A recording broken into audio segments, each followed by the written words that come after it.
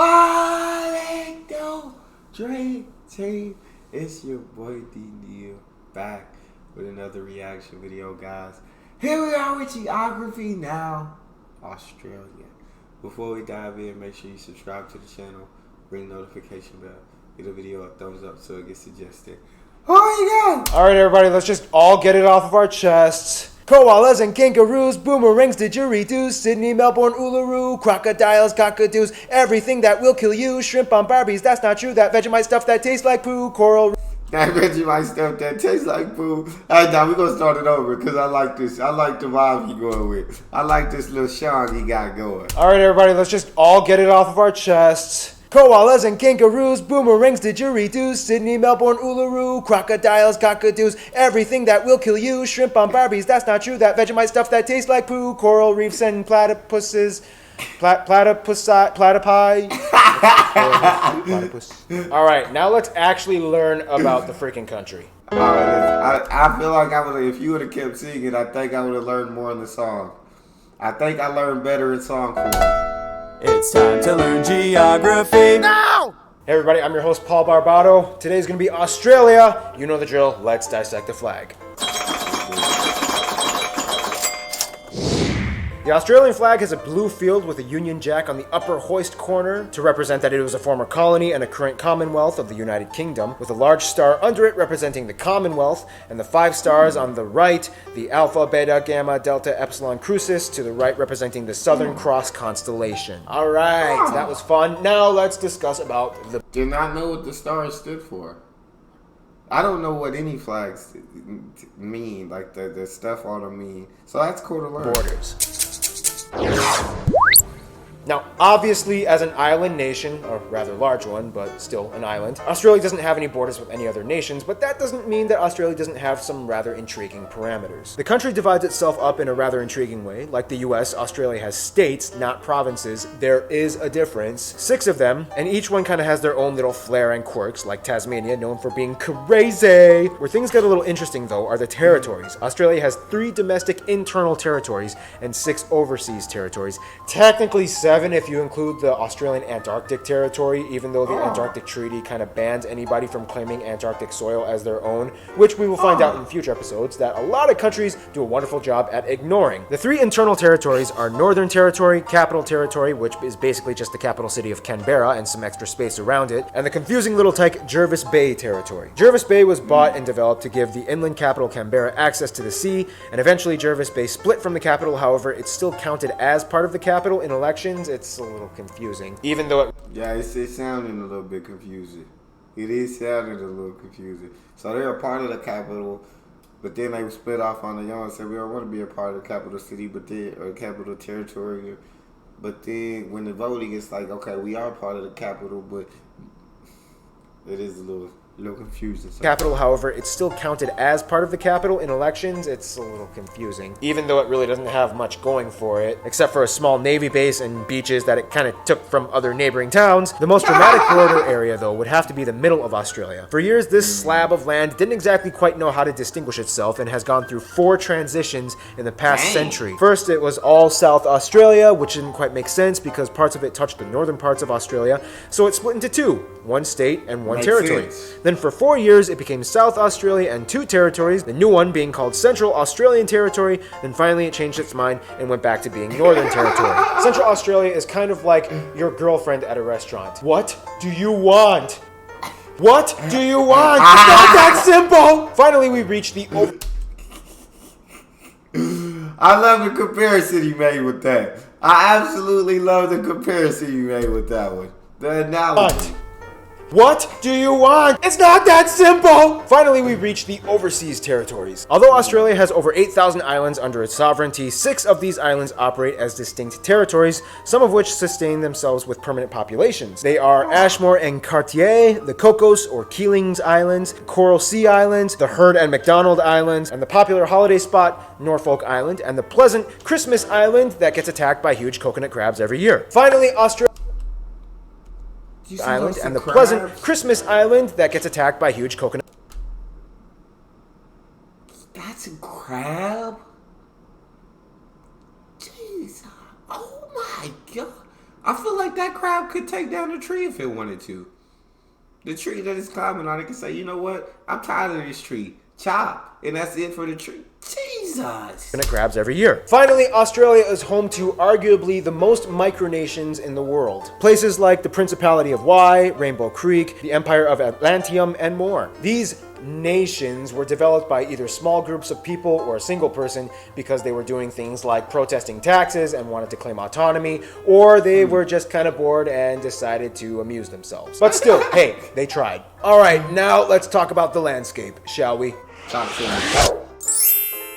Okay, not all of Australia is a desert, okay? Only about 35%. Okay, so besides Antarctica, Australia is the driest continent on the planet, which explains why, yes, 85% of the population lives along the edges of the country within 50 kilometers of the coast. Nonetheless, a lot of places, specifically around the coasts, actually have very temperate and even tropical landscapes. By the north, you find tropical zones and wetlands and rainforests. By the far edges on the east and west, you can find subtropical zones with lighter forests and plains. A little bit inland, close to the interior, you find grasslands and flat stretches of semi-arid terrain. In the southeast by Sydney, you find temperate, cooler, arid land with semi-tropical yet slightly dry areas with an abundance of trees and plants. Then of course you have Tasmania, which is on a completely different level of green. Then we reach the deep interior where we hit the Great Deserts like the Great Victoria and the Great Sandy Deserts. This area is famously known as the Outback. The Outback is essentially the area of Australia with long open stretches of red and orange desert that lays out beyond the horizon with few sparse populations of people that can be found anywhere. It has a dry, rocky, rugged terrain that everybody assumes is teeming with a variety of poisonous insects and reptiles, and, well, I mean, it kind of is, but still, there's more to it than just that.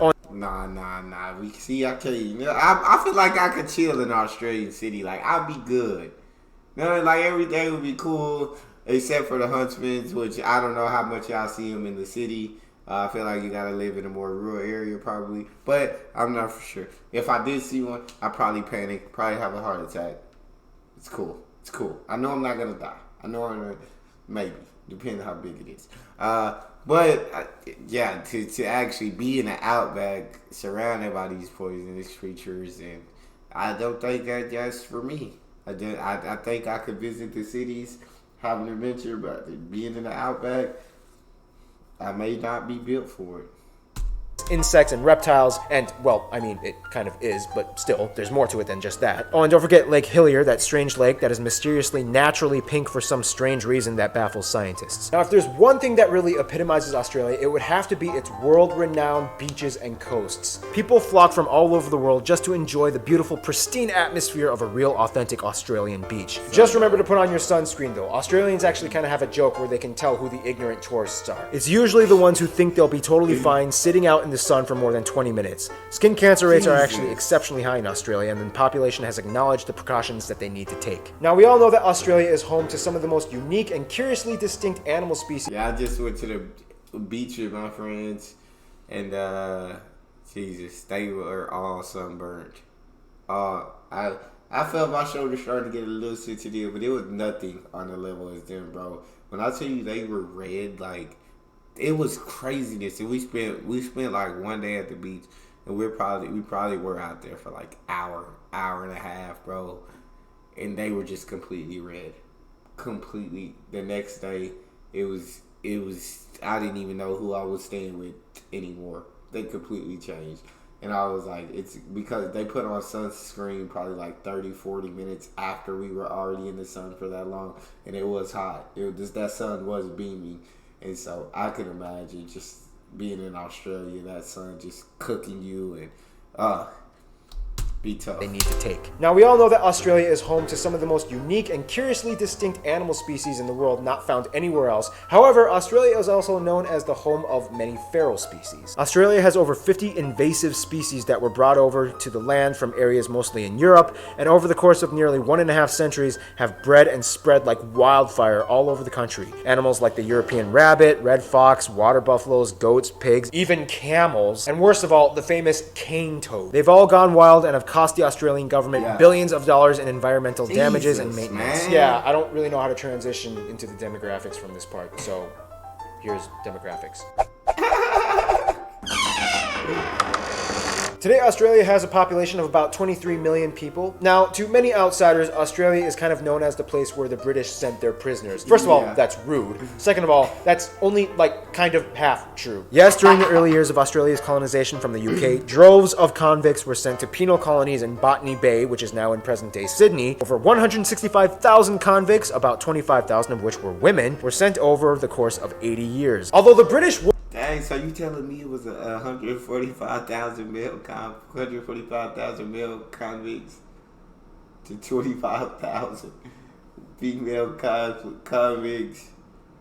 That's the big discrepancy in balance. It's a big discrepancy in balance. You feel me? But like you said, it's only half true, so I'm sure there were a lot of other people that were there that weren't convicts, about 25,000 of which were women, were sent over the course of 80 years. Although the British weren't the first ones to discover Australia, it was actually the Dutch. As they came, they named the land New Holland and the adjacent island next door, New Zealand, after the province of Zeeland in the Netherlands. However, as we'll soon discover, the Dutch were really good at discovering places, but kind of not so good at colonizing and maintaining those places for themselves. However, most of Australia's population came from natural colonization from British non-convict nationals. Some would argue that Australia was kind of like the UK's version of Operation Backup Plan in case of America goes crazy. After the American Revolution, the UK tried to compensate for lost colonies by re-establishing new ones, and Australia was hot on the list. About 85% of the population is European. Asians make up the next largest minority of about 12%, mostly coming from China and India and other Southeast Asian countries like Vietnam and the Philippines. And by the way, yes, Australia does have black people, not many, but before the Federation began, Africans, mostly from Australia does have black people.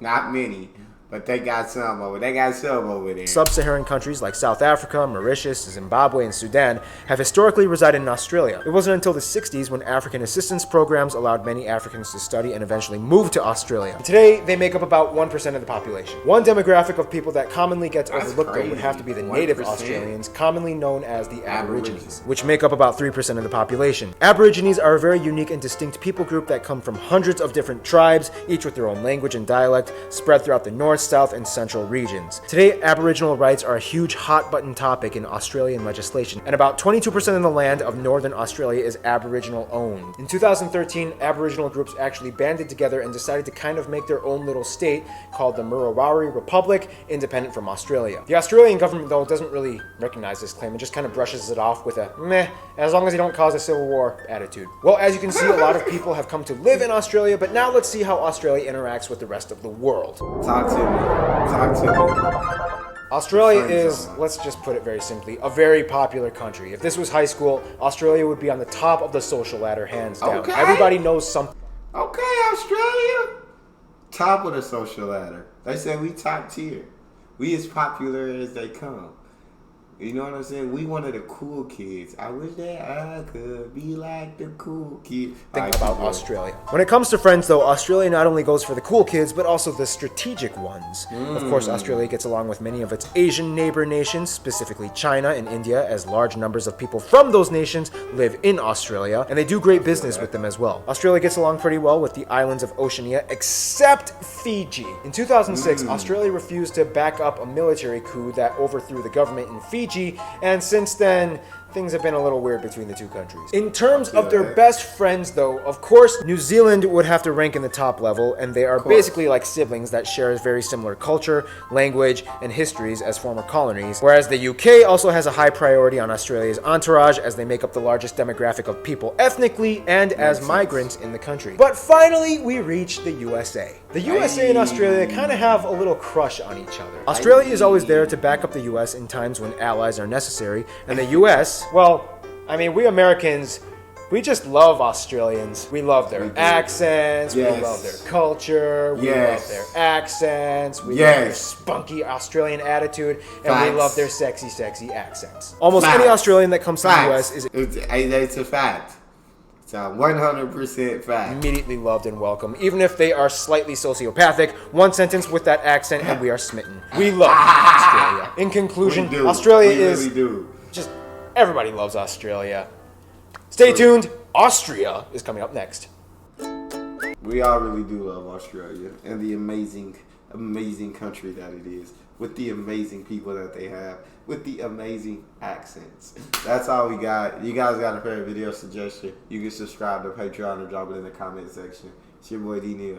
Out.